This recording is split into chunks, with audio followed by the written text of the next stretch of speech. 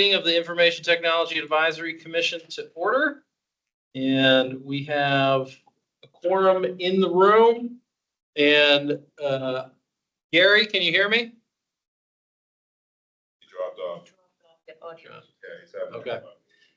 Well, if Gary's able to make it, he does have approval for remote participation due to medical reasons from the chair. And let's get started with the public comment. Do we have any public comment? All right. About 6 minutes. Yeah, if you would.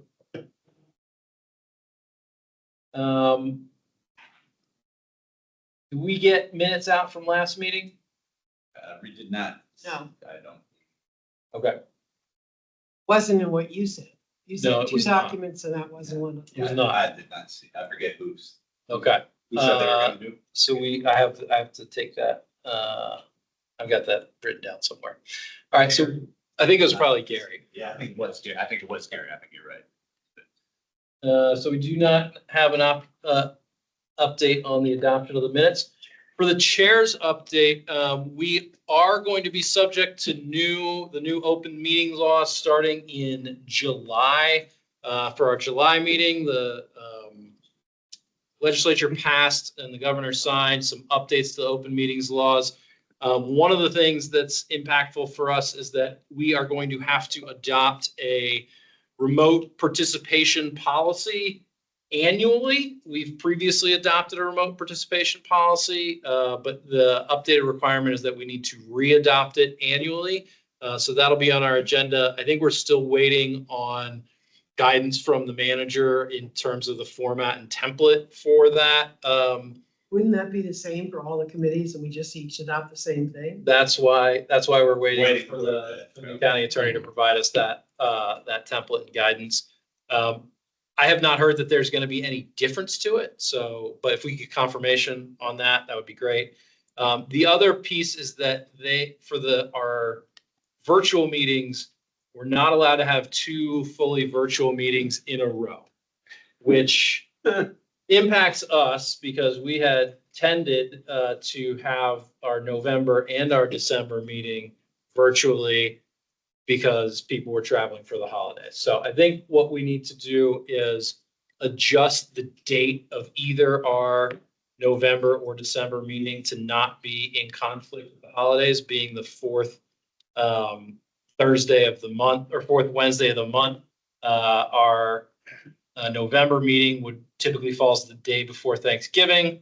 And then December often, this year would be actually Christmas Day. So we'll need to make adjustments for that. So if people could check their calendars and come with preferences for which dates and which ones we should make virtual. I think what we should do is probably do our November meeting virtual and our January meeting virtual. So we're not doing two in a row. And then we also have our July meeting as virtual. So summer travel vacation is less impacted by our July meeting. And then there's usually bad weather in January. So Christmas party in December. yeah. First. Yeah. We can wear ugly sweater, have an ugly sweater competition, ugly holiday sweater competition. So those are my thoughts, but would like everyone to look at their calendars and find out what the least impactful on your personal lives are. But looking to shift probably the December meeting earlier by a week, and the November meeting doing it virtually. So can you tell us what date that is that you're shifting? I mean, So the fourth Wednesday in December is December 25th this year, yeah, so you're talking about the third Wednesday, maybe. right? Moving into the 18th. Yeah, I have a standing meeting on the third Wednesday. Okay. So again, Might be able to. this is why I'm laying it out and not asking us to make decisions on the fly. Well, we won't try to do it tonight. But then also in November, would people be amenable to a virtual meeting on the 27th?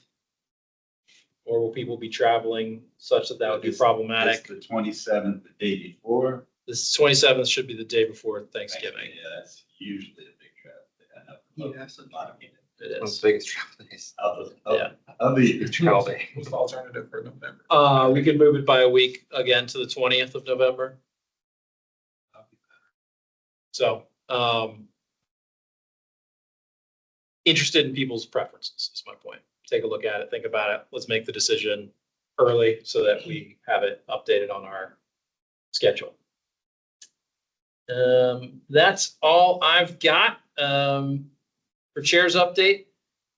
Well, one more note. We are circling in on our Meet the Author event / Tech Commission Book Club with the libraries. We're looking at either our September or our October meeting being at the library in their auditorium with one of the authors we are looking forward. So when I find out that we've got that locked in and the book, my expectation is that we all read the book and come with thoughtful questions for the author, because the whole purpose of this is to help promote public education in areas of tech policy issues that maybe we're not experts in, and this person, the author, would be. So summer reading lists to be done, Professor.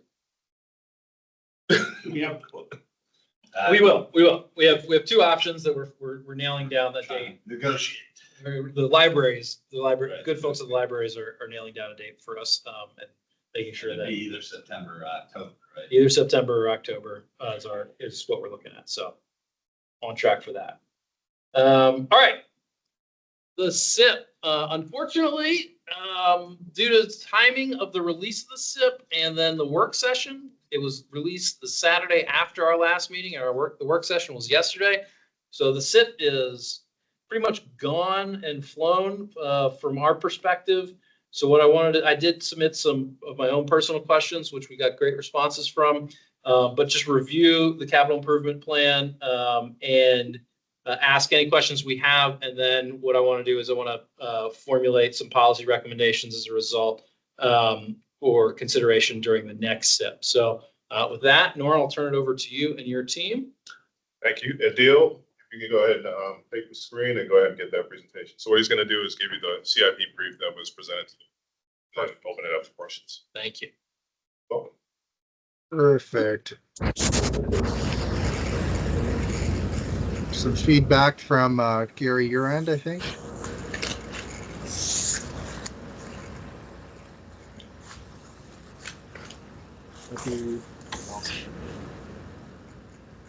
Still not getting audio. We can hear you, Gary. Can you hear us? You might want to unmute your computer. I don't know if that helps. Well, you can't hear me, so. Yes, we can. Yeah. Send him a chat. No, he means Gary. Gary. Gary can't hear. Gary's driving the struggle bus today. That's okay. I think we can get started, unless Yes, you want to wait please. for Gary. Yes, please. So my name is Adil. I'm part of DPS's finance team. I'll do a quick review of our FY 25 to 34 capital improvement plan, and then we'll take some questions. A lot of this is going to be a review from yesterday's work session, but if you didn't get a chance to watch it or listen in, this will be a high-level 5-minute recap of what we talked about. So starting with our CIP summary, our numbers and timeline. I'm getting a lot of feedback from Gary. I can mute everything.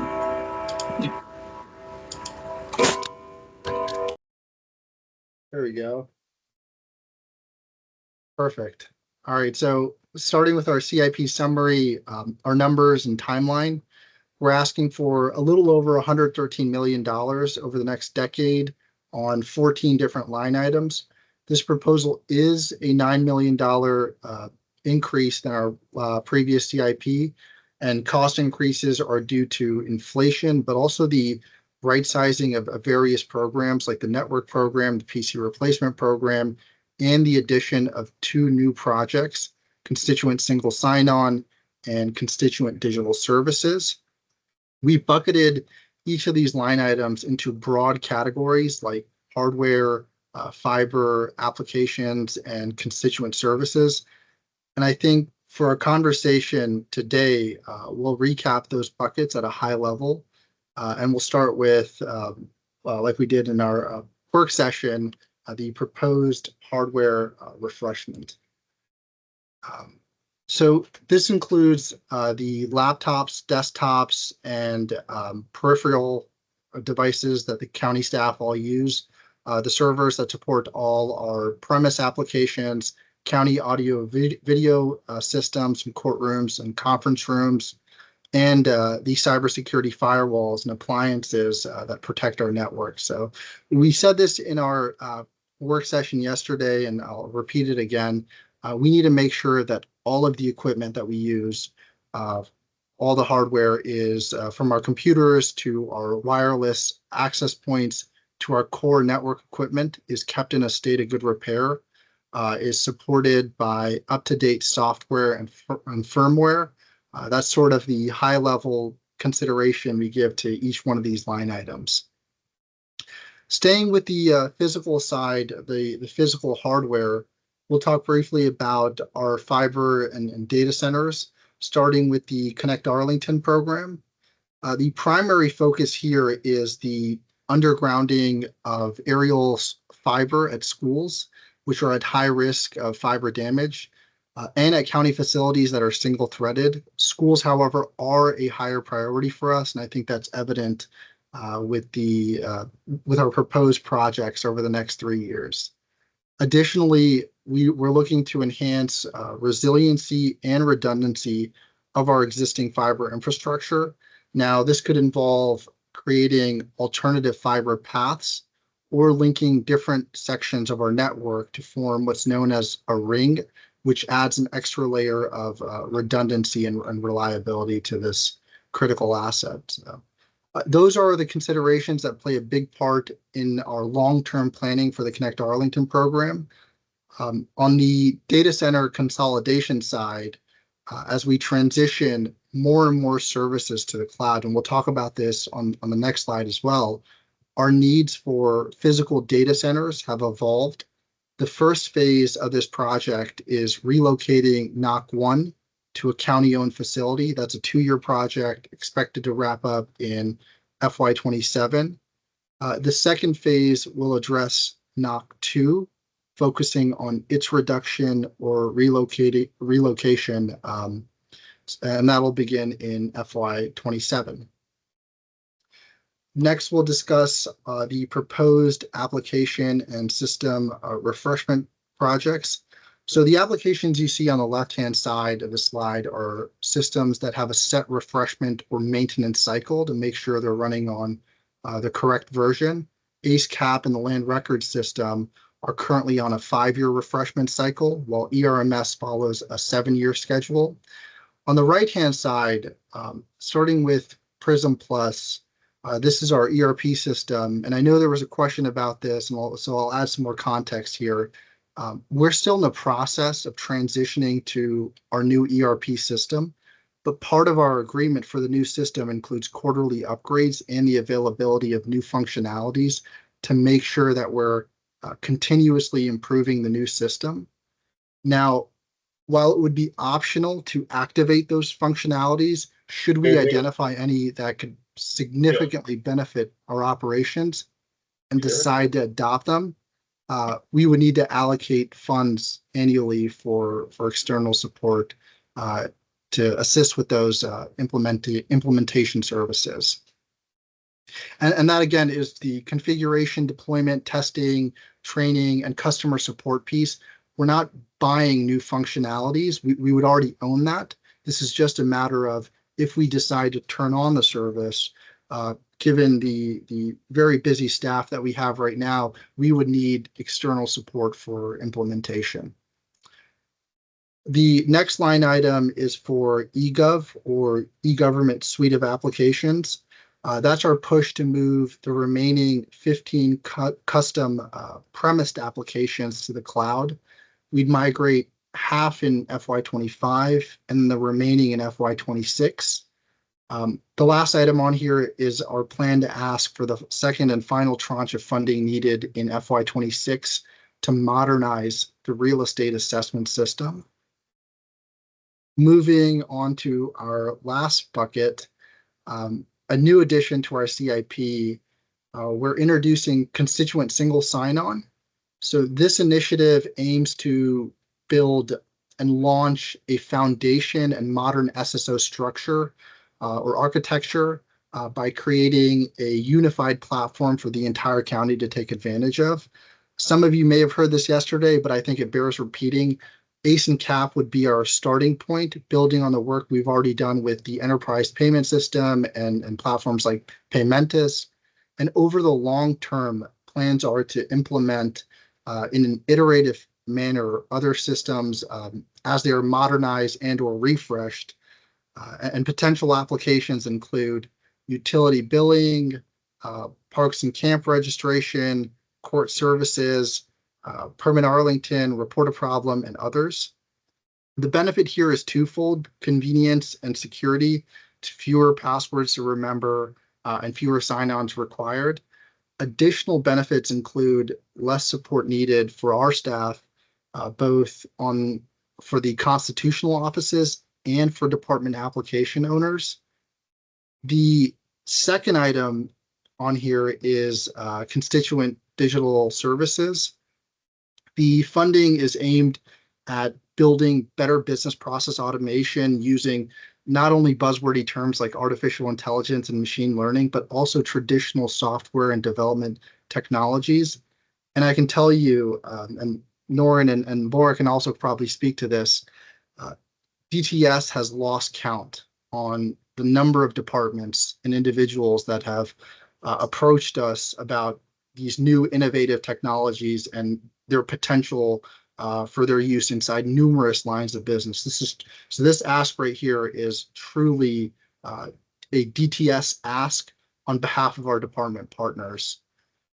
And, I won't repeat all of the examples Jeff listed in his work session yesterday, but to give you guys an example that I think may resonate with this group, one of the items that the county manager's office and the county board office has approached us for are tools that could possibly summarize commission meetings or generate meeting minutes.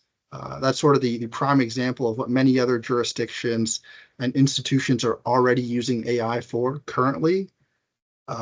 Another area of focus for this project, among many, many, many other things, would be better document search on the public website. So that's sort of a high-level overview of what we talked about in yesterday's work session. If you want to view the full, detailed 45-minute conversation that we had with the board, I'll post the YouTube link in the chat. Check it out. It's fantastic. With that said, I'll turn it over to you guys in the room. You hear us? I can hear you. Okay, Great. Can Could you hear me? someone Did I Yep. come through? Perfect. since I'm great not- job, dude. someone pass the YouTube link on to the rest? Yes. So go around the room. Questions?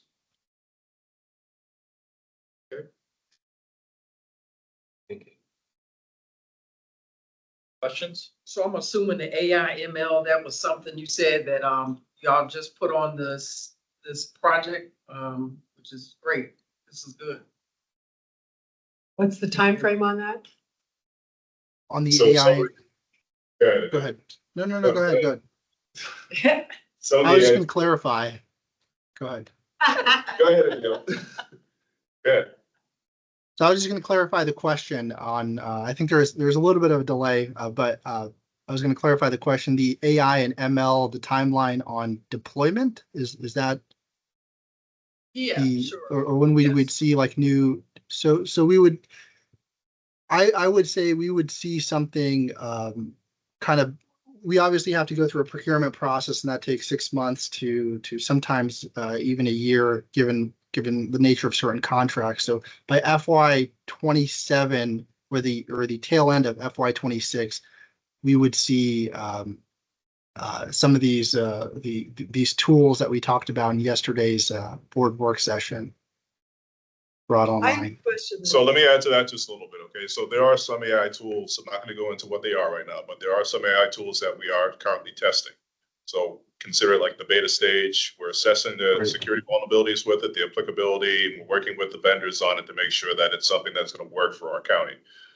We do have some AI-enabled search tools that is in a beta form, for lack of a better term, that's currently being used for the public website. That's going to make searches that much easier. I know that's a big concern. Maureen had mentioned that that was a priority for her. That I see coming out probably sooner rather than later. We're just working through it, getting the bugs out. The biggest thing is we're trying to ensure that we have the proper funding and resources to make sure we can implement it. By Roll it out. sooner, you mean this year? Potentially, you know, things are I dependent just upon. sooner or later, funding. I just try to get a 6-month window is what I'm Yeah, looking for. because we got what, 5 months, 6 months left? I will say a 6-month window. It should be within a 6-month window. Wasn't that something that David Hurley? Yes. He had been working on like a couple of years ago, right? Yeah, and he's got a beta version working out there, but he's fine tuning it. And again, there are some funding and resource hurdles that we're still trying to overcome. But great job, Adil. I have a question. So for the single sign-on, could we go to back to that slide? Absolutely. Yeah, so for SSO, this could be obvious answer, but are we going to be pushing people to use MFA? And what would that look like? So I'm gonna hand this over to Nora and Laura. If you guys, I don't know if you guys have interacted with the services are currently using the Paymentus, but I assume so. Still assessing. Okay. Because the biggest thing we want to make sure is that we're not hindering the user experience. So Yeah, we want to enhance the exactly. user Yeah. experience. If you put too many security controls. Yeah, people are going to be Yeah. annoyed and call. And, yeah. Exactly. This is a question from someone who does not know systems. So more from a lay perspective, user perspective. I understand that you're currently going through updating the human services data website. So how does something like that you're in the middle of now relate to how you're going to look at interoperability with other systems as you work on each subsequent one, so that we're beginning to both tie together, but make sure we have security in between where we have the ties? So whenever there's a significant project like that, we do work with our different partners in the other departments. But from the public website perspective, DTS primarily controls the back end, not the front end. So we work with our different partners as they're making upgrades, as they're implementing different features or functionality. They're working with us to ensure that it's a smooth transition and it integrates well. Okay, so So we have those conversations. technical questions. So we're asking the manager questions about number of vacancies in different areas and how long they've been vacant. Can you specify the we in that? Civic Federation. So are you referring to DHS vacancies? We met with the manager Monday, and this is a question we asked him about, and we sent some emails saying we'd like to have the comparable list to the one we had last year on vacancies that are long-term vacancies, how long they've been, which ones you expect to be filling in the next 6 months. This is addressing the whole issue of which things are frozen, which things you're doing accruals on, how do you figure out the accruals, whether you should be converting some of those positions to something. And it's both a human resources system, but it's also budget, obviously, that it connects to. And the questions are. So are you talking generated. about So prison? I'm asking, how does the work, and he said, we're in the middle of doing this changeover, and so I should be able to get the answer, but I really can't, and I don't know when I can tell you. So the Prism Plus upgrade, that's the integration of both the HR systems and the financial systems Together, together. okay. It's an Oracle cloud-based solution. They're currently going through all that right now. And so what's the time frame on that? Rollout, I believe, is end of the summer. Yes. August timeframe, yeah. So the go live for the finance piece is August 1st, and then the tail end of August, around August, I believe 28th. Don't quote me on that, but the end of the month of August, we'll go live with the HR component. Okay, and then back to the original question, which was, So you're talking integration for those two Yeah. systems, yes. well, those are integrated, but I'm saying, okay, then you're talking about in the CIP, additional systems that you're talking about integrating. So my question is, do you have your security plans for how you're both security and interoperability for how you're going to be meshing all of these things together? Yes, for the systems that we are integrated, they are looking at it from an integration and a security perspective. And how many and what of our systems are you planning to include in that? For Prism Plus, Yes. I mean, guess. initially, it's just gonna be HR and DMF. Are you asking about single sign-on, Jackie? Maybe it is. I don't know. I have to admit, I'm old fed and I'm struggling with your acronyms here. Single sign-on, I know what single sign-on Okay. is. I don't know what the project is that's single sign-on as opposed, so which project I'm referring to, I don't know. So Adil covered that in the brief. The single sign-on is two systems that we're starting with on that and building it out from there. Right, but then you talked about going forward, and the single sign-on was for constituents and for things like signing up for parks programs, things like that. That's fantastic. That's been needed for a long time, and We don't have a time frame for that yet. That's the plan. Right now, we've identified two systems that we're gonna utilize for single sign-on, and as we establish that, then they're gonna add more systems Okay, such as so parks and others. We do a- don't have a time you're gonna frame. do the framework, and then one by Yes. one you'll add things. Yes, exactly. Well stated with framework. Okay. And we don't have a timeline on that. Correct. What's going to be added and when? 'Cause Well, that is, we have, he discussed which ones we're considering adding once we have that framework established, but as far as when, we don't have the time frame for that yet. because that, I'm thinking, maybe I'm wrong, but that will go a long ways towards the more integrated IT across departments that we've been talking about. That is, if they're dependent on an integrated system for their operations, then they'll start to care about what that overarching management is. Whereas right now, their incentives are buy it yourself, manage it yourself. So I'm hoping that this would be a behavioral change as well as a system change. That's what I'm really looking for. Yes, there are discussions around that. Okay. right? Did I answer your question sufficiently, Jackie? Yeah, I mean, I expect that's as much as I'm going to get. There's discussions, at least Yes. that's a start. And then, of course, as you know, our old saw is this would be part of the strategic plan. It looks to me like what you're doing here is you're pivoting some of the old programs, which I think was like labeled, the program was, in the last step was labeled future technology programs. Yes, it's To a rebranding, if you will. focus it on delivering services for citizens, Enhanced experience. for citizens, Yes. right? People Yes. outside of the county government. Great. Yes. I think that's fantastic. That's exactly in line with what we discussed when you came in to be introduced. It's what we've been advocating for a while. So I think kudos up to you on that, and we'll be supportive of that in our policy recommendations.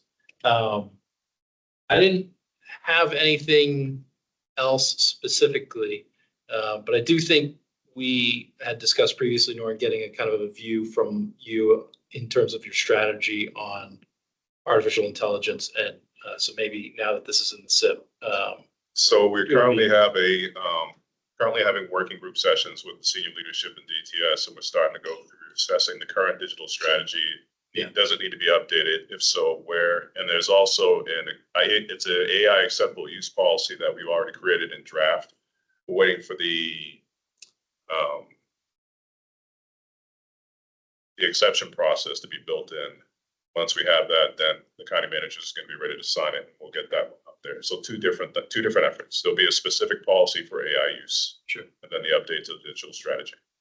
So that $700,000, that's for the first two systems and the foundational Yes, technology that would then potentially be integrated with additional systems. correct, But those additional systems would require additional funding. correct. Okay. I'm sorry, I have another sort of, is this in there somewhere? Because I'm having trouble sorting the pieces out. When you talk about the financial side, are you talking about, do you include contract management? Yes.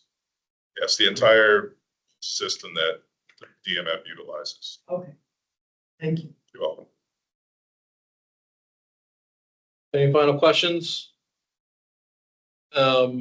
So would love a volunteer to write up some of our thoughts, generally speaking, on the SIP, and make some recommendations. I think reinforcing the pivot to and the investment in constituent services and digital transformation is in line with our recommendations for annual. I think the single sign-on is really critical from a cybersecurity standpoint, which again is in line with our recommendations, but I would love someone to volunteer to take the pen. Anybody? Any takers? Right, what we saying? Policy recommendations for the formulation of the next CIP based on our review of this CIP. And then one other thing that I don't want to forget to mention from our cybersecurity briefing, I think there's probably in the CIP window, the need to start thinking about post-quantum cryptography, because that will definitely be a cost. That will be a potentially significant cost to adjust the cryptography that our systems are using. Were you aware of that? We're aware of it, but we're not there. Yeah, I mean, I have time. When do you need policy recommendation? Maybe review a draft by next meeting for people to comment on. Okay. Jared will take first crack at it. Thank you.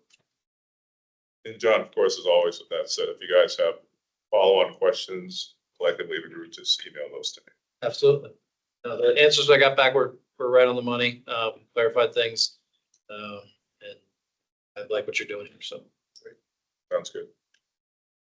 All right, on to our next agenda topic. Thank you very much, Deal. Yeah, thank you. Thanks for Good having night. me. Thank you. Thank you. Jackie and Andrea, I will go ahead and share. Did I get booted out? No, I did not. Share the document visually so that folks can see it. It's in the record.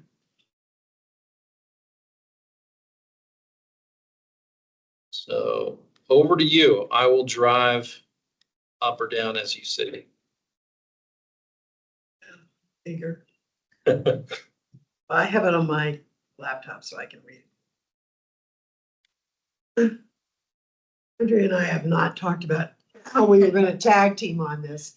So I'm going to propose that I start out. There's some of the detail that Andrea is definitely going to cover for us. So let me just start out with the overview and then tag team on the detail. So I think I got the charge right. Our charge was to look at and find Virginia jurisdictions that had included broadband in their comprehensive plans. And that was a little bit general because included obviously is a wide range.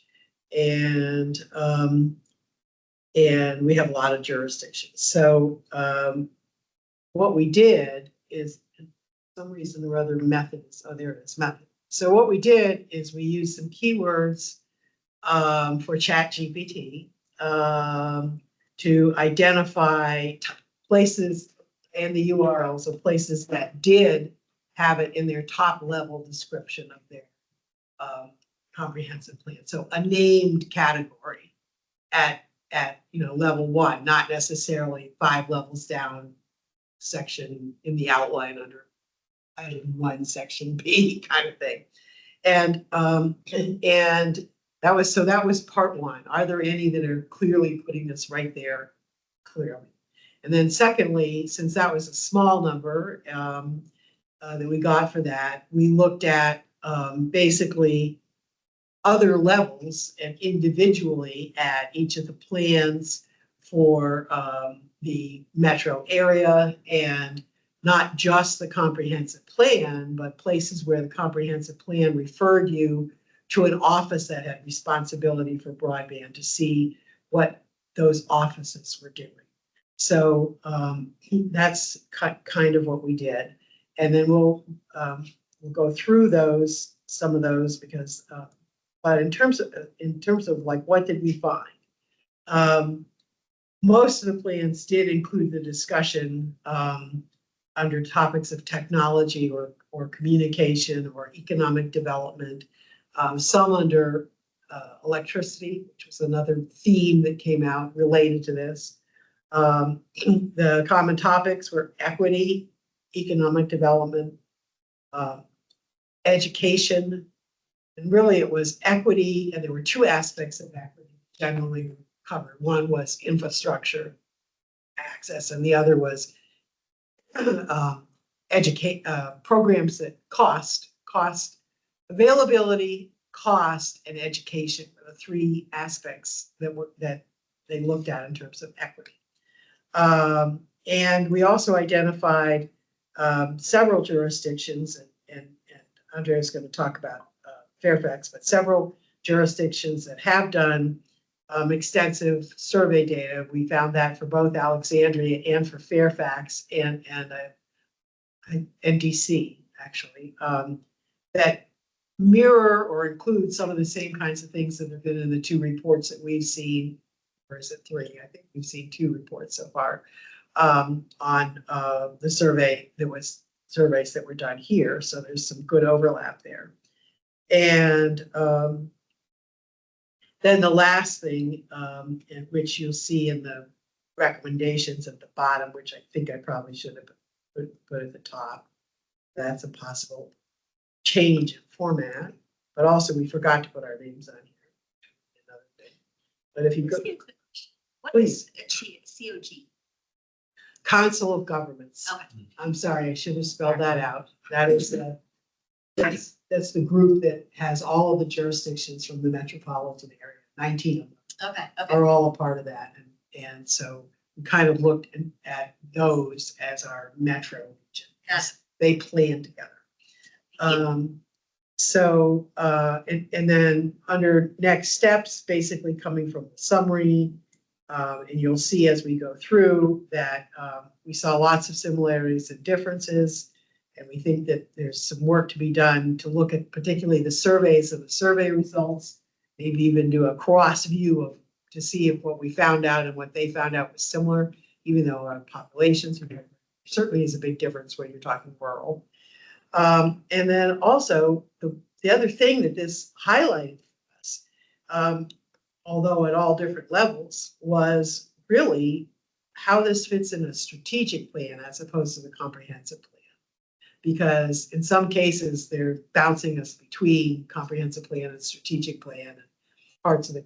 So if we want to look at what would be a strategic plan related to broadband in Arlington, it could be a place where we would start, where we would say, here are the categories that are generally addressed across the jurisdictions for strategic plan areas for broadband. And that would be a section of a strategic plan. So it would give you, just like keywords, it would give you some of the key categories that are addressed that you might want to be able to put in a chart and say, here are all the categories that are addressed across these. And so that is, really the bottom line is that even though this was broadband, it would be useful for looking at strategic plan. Jackie, were these plans in existence prior to the legislation, or are these all? I did not look at the dates for all of these. Now, some of them I can tell you, a lot of them are related to their comprehensive plan update timeframes. So some of them will be in their 2030 update. And some are in their 2040 update. Arlington is going through a comprehensive. because they're all doing their required 5-year updates. Right. So it may, I didn't look at, I don't think, we really didn't look at and compare dates of when these were in particular, because once we got above that top level, you're talking about really, almost in the weeds management and operations, where it's not necessarily any one piece of it. It's not necessarily a strategic plan area, it's a program. And so you might have a strategic plan area that might have come from then, but the program is 3 years later. Yeah. Is that? I'm just curious, right? Yeah. With the difference So- between strategic plans and comprehensive plans, whether the, And we drew from both, and I admit we could go back through this and be more careful about it. We didn't identify, although there's URLs throughout to make sure that anyone who wants to can go back and for any jurisdiction, find what we excerpted. Yeah. We did not do the outline in such a way that you can easily identify whether it's at what level the information comes from. But we do reference where it comes from. We don't say these are all strategic plan, these are all, office level.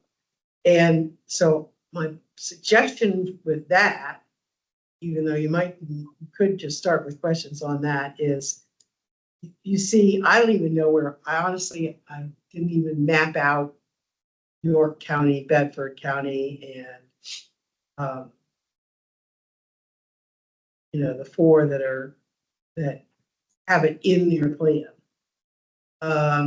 And I don't know that there's any significance to whether somebody has it in their plan or not, because these are not as detailed as the ones that aren't in the top of the plan. So, but I think what our interest might be is in the top ones. And I'm actually going to suggest that we start with Fairfax, because that's the one that Andrea spent a lot of time on, and that's where you've seen a lot of data and information, and Fairfax and Alexandria are probably the ones that are most like us that are worth looking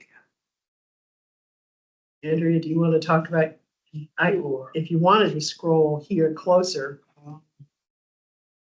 you could just scroll through mine. So Fairfax, I looked at Fairfax County and its jurisdiction. So Fairfax County and its If you go back to jurisdiction- Fairfax on this. Actually, you can go there and I'll read off. Oh, okay. Well, I just meant for everybody else. He's getting us back to Fairfax. So for Fairfax County and its jurisdictions, they have recognized the importance of broadband as a critical infrastructure component. Currently, broadband is addressed in several ways within their comprehensive plan. So they start out with their vision and goals, of course, infrastructure and public facilities element, the economic development, education and community services, land use and zoning.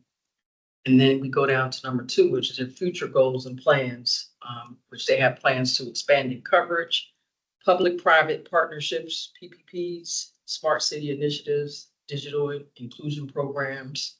And then number 3, their potential improvements include detailed implementation plans, performance metrics, community engagement, funding strategies, resiliency, and sustainability. So, and then what I did was I added, if you look at the first chart there, I think it's average download speeds, what they're calculating there. Residents there, Fairfax has an average download speed well above the 100 MB SEC broadband standard. However, these speeds are not evenly distributed. You look at just the lowest 20 download speeds by consensus track, we can see that the Springfield and Annandale areas stand out as having slower than average speeds.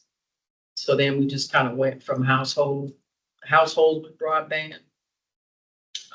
We looked at the concentration of people of color by track with broadband, and then the percentage of household income to purchase broadband. Adding those charts, but we can go back basically and look at what they're saying, because we didn't kind of say how long this has been. But Fairfax, Virginia's jurisdictions have made significant strides in incorporating broadband into their comprehensive plans, recognizing it as an essential infrastructure. And by focusing on detailed implementation, performance metrics, community engagement, funding strategies, and resiliency, Fairfax can further enhance its broadband strategy to ensure comprehensive and equitable access for all residents and businesses. So this is something that is in their development and planning. And there you go. This is a perfect example of AI speak.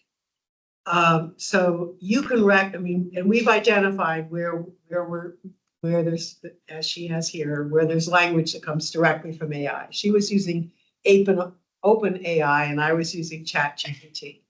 But this style of language is recognizable anywhere. I mean, I've been reviewing documents I get from people and you can spot it every time. It's like, this person didn't write this. Because they're all written in a kind of marketing style. Right. Now, you can get it to change the style a little bit, but it goes home to mama on the marketing style pretty much all the time. So this is a perfect example of a sort of marketing statement about Fairfax and broadband. And, you know, we should have looked up what they said about Arlington. Yeah, we can. We should, you know, to give you an idea of how does Chat You should GPT. have told to write it in the style of someone who lives in Arlington, Right. which would have been much less marketing towards. I'm not. Like a lawyer. I'm That would be actually classified. Right. I'm actually gonna go home and ask it to look up Arlington. It's all about the prompts. Yeah, right. And Also, if you interrupt it and tell it the new prompts, then it will switch gears. And the more you do it, it kind of. you can get it to change. Yeah. You can get it to change, but you know, teaching it to have a better style is almost as hard as writing it. Let's not go down prompt engineering. Did you use GPT-4 or 4.0 for this? 4. I used 4. So 4 has, Five was. when does 4, like, I think it's 2020, 2021, like, That's I'm it gonna- doesn't have information. That's the paid version, right? You pay. 4.0 is the page. This is the pay version. That Yeah. Oh, it is, okay. Yeah. So this is a got loud little and- AI education was along with the No, report. I- If we were gonna make this anything other than for our news, we would. So if you want to, Jackie, so it understands your style, when you're in ChatGPT, you can go into the settings, you can describe yourself, you can put in your personality, you can put in your experience, you can put in all your subtleties. Yeah, And then on out, it'll communicate as you. yes, but I changed my style and personality, so. You can change. I'm not sure that anyone could put all of Jackie's thoughts into an AI prompt. Yeah, Sometimes let's I'm critical and sometimes I'm. let's focus on the topic at hand. It seems as if what you've found, to summarize, is that broadband is being addressed by multiple jurisdictions' comprehensive plans. Yes, They're in various different states of maturity yes. based on where they are in their comprehensive plan update cycle. And there's a distinct difference between those that are rural and urban, those that are just rural and those that are just urban. What's the difference? Scale. The scale is that when they look at the gaps in coverage, they're rural. And so they have dual strategies where they have to put a lot more money into expanding the network versus getting people access to the network. No, but, sorry. Go ahead. My question was population scale. So We didn't look at. Fairfax, oh, you didn't, I mean, Fairfax is 5 times our size. Well, you can get that from looking at these. Yeah, You can see the Are level. there qualitative differences associated with the fact that, say, Fairfax, Montgomery County are 4 to 5 times bigger Right. than Wow. Arlington and Alexandria? I would say to me, what was one of the things that was really, came through was that the 4 or 5 things that everyone is doing are the same across jurisdictions. It's just that depending on some population changes, both size and demographics. Their emphasis changes. So if it's a rural population, their emphasis changes to the gap they have there. If you're talking about DC, which is both state and jurisdiction, then you see they have some very robust programs in equity. I mean, and there is a big variance, I think, across a couple of them in whether they've set up programs to have one-on-one education with people, and particularly on which we all discussed in looking at the reports that we've gotten, was that one of the issues that Arlington was sort of focusing on was it's not the infrastructure, it's not even necessarily the access, it's that we, compared to Fairfax, we have a much lower rate of participation in the programs. Why might that be? And when you look at Fairfax and DC, they have a much more intense program where they say, do you want this? You know, contact us here and we'll come help you, like one-on-one, we'll set you up. Or they have classes for adults for, you know, access and literacy. And that's part of their overall view of educating the population about IT and how to use it, you know, whether it's in the education classes they're doing for career. Now, we may have those, but you won't find them under broadband. You'll find them under our career education or our job search things. It's not a program that's run by IT to help people with that aspect of career search. This is great work. Thank you both for working on this and pulling this together. What I propose as next steps is we all take this home and read it. We go review some of those plans for ourselves. What I would like to be able to do is I would like to be able to make a set of policy recommendations to the board about the principles or the high level structure or framework that comprehensive plan element should address from our perspective when it gets added to the comprehensive plan in the next update. I think that's most valuable for this. Is if you, now, probably the next step would be to do some kind of matrix that can give you that. And honestly, neither of us really had the time to be doing that second step, but we also definitely need feedback before I was going to attempt that. Yeah, no, I really appreciate all the work. Let's all take a look at it. I think one comments on this particular document and artifact about tightening it up and getting it to a place where we can submit it as kind of an appendix to our Yeah, it's not at that stage. policy recommendation. And also start thinking about what the elements of the comprehensive plan aspects. So there's a lot. Should be. I would suggest putting it in a grid, having your points be by the grid. There's a lot that we left in here because we found it and we learned about it that I would cut from something that was, so there's a lot in here about how this impacts electricity. And you'll see at Loudon and Prince William, it's all about electricity. I've read about that recently, and the predictions, I will say, remind me of two things. One, the predictions of unlimited demand growth in bandwidth that pervaded the 2000s.com boom and collapse of MCI WorldCom. Right. More pop culturally, there's a scene in The Simpsons where Professor Farnsworth tells everybody that the computers will be so expensive in the next 10 years that only the 5 richest kings of Europe will be able to afford them. We all know the opposite happened. Well, this is because both of their reports, Loudon and you get a flavor of that, but scrolling through, you get a lot more.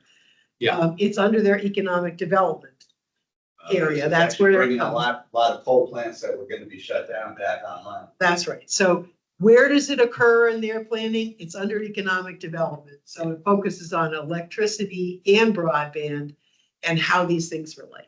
And they get lost on electricity every time. So really appreciate you pulling this all together. We'll all read it, synthesize it, comment on this particular document about how to pull it together to a place where we can submit it, but also more importantly, think about how we want to structure our policy recommendations. Because I think it needs to address all those things, right? Yeah.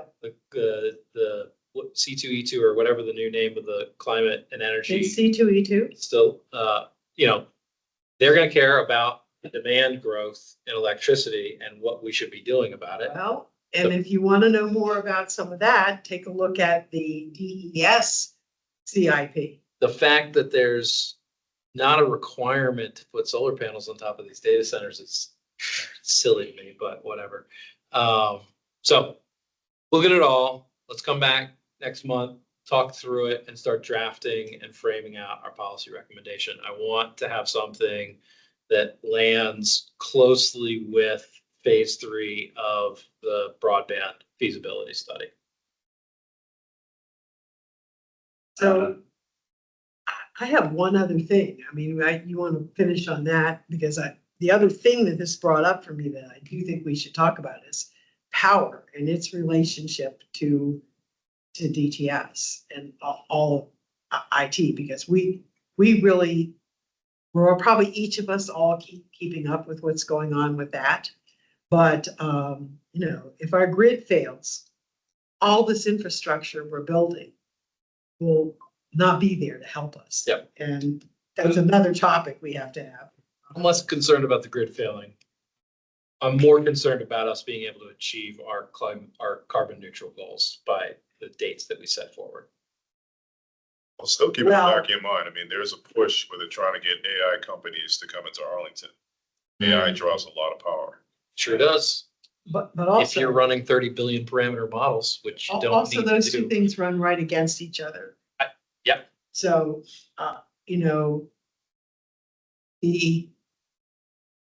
this is, an opinion, which is certainly controversial. I'm concerned that our goals for carbon are having us out over our skis, as they say, in terms of electrification in a way that may cause our grid, particularly with these other things, that might make our grid more vulnerable, but also from a emergency management perspective, which I can't help but put on, are radically increasing our risk because they're increasing the vulnerability of what happens if we don't have power. I mean, the house I spent a lot of time in Vermont, if the power went out, that was just fine because we'd only had it a few years. We weren't dependent on it. But if the power goes out with all these systems, with the housing that we're building, high-rise housing that's dependent on air conditioning to be safe in a heat wave, you could have some really catastrophic events. Yep. I have a question that's brought up. Earlier, we were talking about consolidating data centers here, right?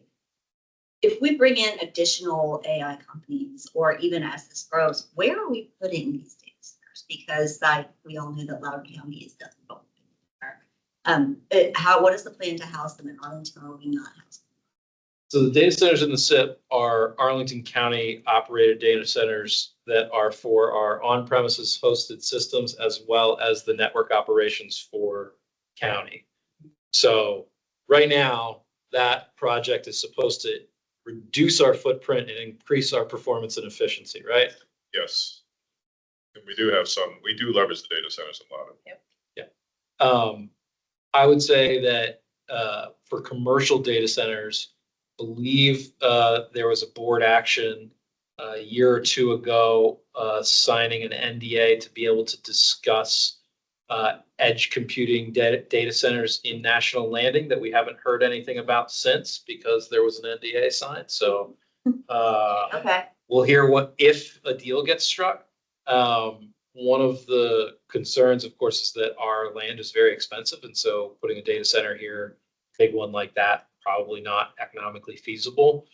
Another thing that was discussed when we were talking with the Economic Development Commission is that our business tangible property tax, there's a tax, I forget the name, the acronym of it, on the equipment that companies own in Arlington based on the value of the equipment.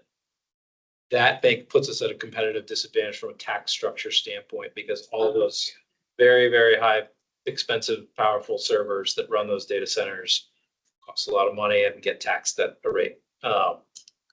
So there's that piece of it. But I think if you're gonna, my speculation, not an expert, if you see data centers in Arlington, they're going to be small. They're going to be edge computing. They're going to be specialized applications, probably for Internet of Things, low latency type uses. So on this, everyone's gonna read it. And then in what way are we going to come back and suggest? Next meeting, the agenda will be to discuss what we found and how we want to formulate our policy recommendations. And we'll start drafting as a team. Excellent. But comments on this artifact and making it better, back to Jackie and Andrea in the meantime. Okay, because you still want it. That's really my question. So are we gonna use this as an artifact that we then start something new? Or are we gonna try to improve this? Because in some ways, So my the latter might be better.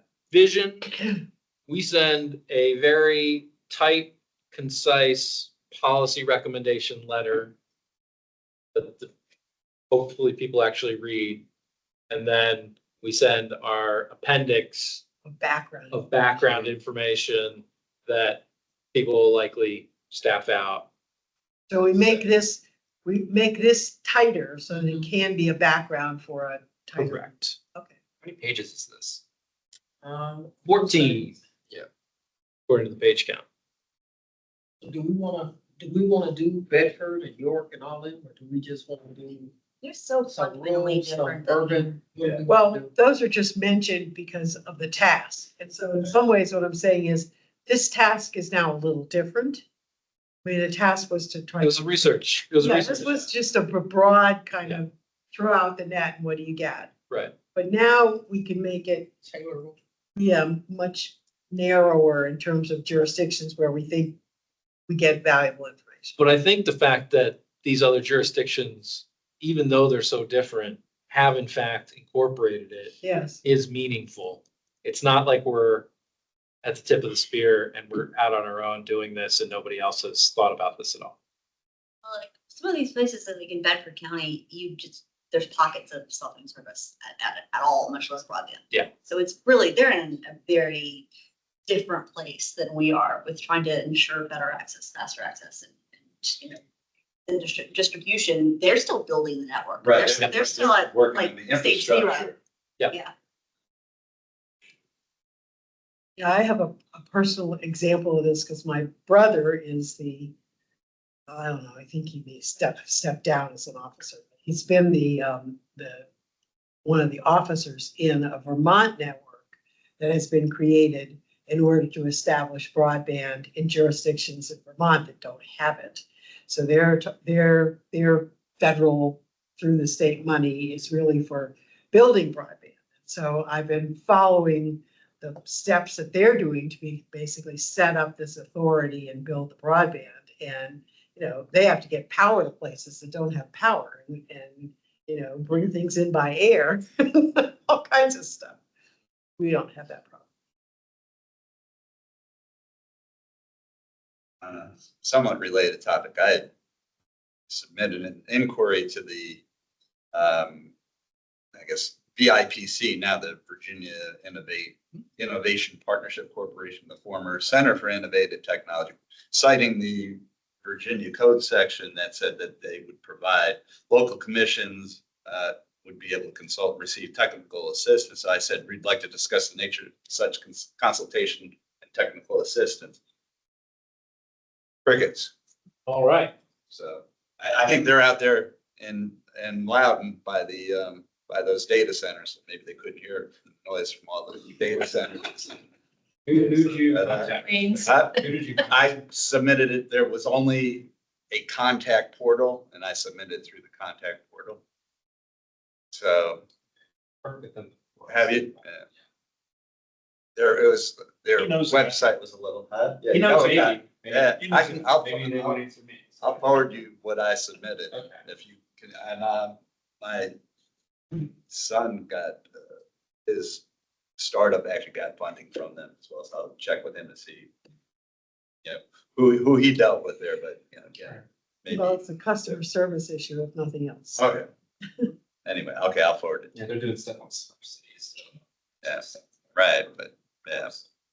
It was unclear, there was no real discussion about this section. Frank, what other? Okay, yeah. See, the US Conference of Mayors. You have 4 minutes. Yep, okay, I'll do it quickly. You got the hard copy. You got the hard copy, so, or I sent it around. Anyhow, basically, we've got, cities are looking to get more money from they want to get money from broadband. They want the FCC to change the rule, so that franchise fees would include broadband, revenues. I think they have a bigger problem. I don't think the FCC has the authority to make that change necessarily. Not that that would stop.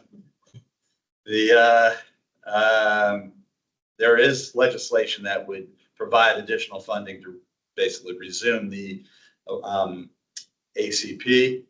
Voting on the bill has been delayed several times thanks to Senator Ted Cruz from Texas. So it's been scheduled, I think, about 4 times and has been postponed because he's insisting on offering amendments that kind of blow up a bipartisan compromise that had been negotiated to move forward on that and to restore spectrum auction authority for the FCC. So stay tuned, maybe something will happen. Latest NTIA internet use survey showed that 13 million more people have used the internet in 2023 compared to 2021, citing significant progress toward achieving internet for all. Fixed wireless access, subscriber growth since mid-22 is responsible for all broadband subscribers. Basically, that all subscriber growth since mid-2022 is subject to FWA, fixed wireless. And fixed wireless now represents 6% of the broadband in urban areas and 7% in rural areas. At the same time, cable companies have been experiencing a significant decline in net adds since the second quarter of 2020, which is surprising since that was kind of right in the middle of the whole work from home thing. But the FCC voted 5-0 to adopt a notice proposed rulemaking to increase the security of information routed across the internet to promote national security by requiring broadband providers to report confidentially on their progress in addressing vulnerabilities in the Border Gateway Protocol. Comcast and Verizon were among 14 ISPs nationally that have agreed to continuing offering discounted internet plans through the end of 2024 in the wake of the end of the Affordable Connectivity Program funding. And those plans are all $30 or less monthly, include no fees or data caps. And also related, the FCC officially announced the end of ACP effective June 1. So stay tuned, maybe they'll make a big comeback. It did seem to have some bipartisan support. That's all I've got to report. Thank you. Any additional updates from DTS? Today. Thank you very much. Good in the order. I don't know if it's that. This is more like, I should have asked this earlier so we could vary in the question. But there's been some stuff in the news lately about AIM. And we had been involved earlier. And I wondered if we had any continuing role with whatever is happening with it now. We will put that question to our liaison and see if there's any update that is shareable at this time. That's kind of what I was hoping. Thank you. I just got something quick. I talked to someone last week and they made me aware of the FCC E-rate program. Are anybody familiar with that? Yeah, somewhat, yes. Okay, yeah, it's for libraries and schools to basically enhance IT services, IT infrastructure in schools, libraries. And I Right. figured, just to, and we can talk about it later, but. Yeah, I mean, I've actually reported on that over the, over the Okay. years. All right. One of the things that, the FCC has done recently was they basically authorized using E-rate funding, expanding use, because it's very kind of narrow what Mhm. you're able to use it for, but they did expand it so you could actually set up,